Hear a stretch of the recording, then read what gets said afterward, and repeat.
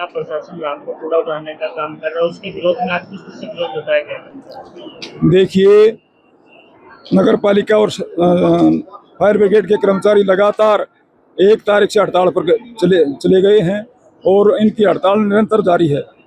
सरकार ने पहले भी फायर ब्रिगेड के साथी 37 दिन हड़ताल पर रहे थे और नगर पालिका के 13 दिन हड़ताल पर थे। 13 मई को सरकार ने वादा किया था कि आपकी 17 मांगें मान ली गई हैं और 30 जून तक लेटर जारी कर दिया जाएगा। इन कर्मचारियों ने तुरंत सफाई कर दी, सारे शहर को चमका दिया और लगातार सफाई जारी रखी।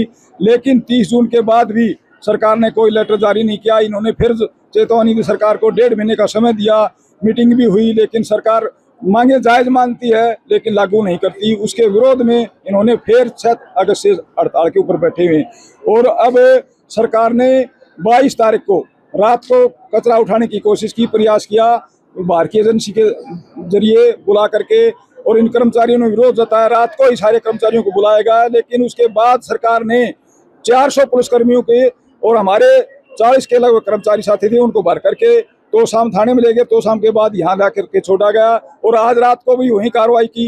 इन्होंने कूड़ा उठाने की कोशिश की, कर्मचारियों ने विरोध किया, तो विरोध करने पर इनको बस में भर के लोहारू थाने में ले जाएगा और भिवानी ला के सुबह छोड़ा गया। देखो, सरकार ये है, इस तरह सफाई नहीं होती, सफाई तो यही कर्मचारी करेंगे। हम सरकार से चाहते हैं कि इनको जायज मांगों को तुरंत प्रभाव से मान ली जाए। उसके बाद किस तरह से नगर परिषद में कचरा विरोध जताया गया है, कल की कार्रवाई के बाद कल देर रात की कार्रवाई, किस तरह की कार्रवाई रहेगी?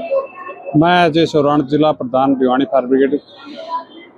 आज जो विरोध प्रदर्शन जताया गया है, ईओ ऑफिस भिवानी कार्यालय कमेटी में जो कूड़ा डाला गया है, ये पुलिस द्वारा जो 2 दिन से कार्रवाई की जा रही है, जो प्राइवेट एजेंसी से कूड़ा उठवाने का कार्य रात को किया जा रहा है और कर्मचारियों को गिरफ्तार करके बाहर पूरी रात बाहर रख के और सुबह वापस छोड़ने का काम किया जा रहा है, ये सरकार की नाकामी है। इस विरोध में आज भिवानी कार्यालय चेतावनी स्वरूप ये कूड़ा डाला गया है ये ऑफिस के सामने। अगर सरकार इसी प्रकार ये कार्रवाई करती रही तो कर्मचारी मजबूर होंगे।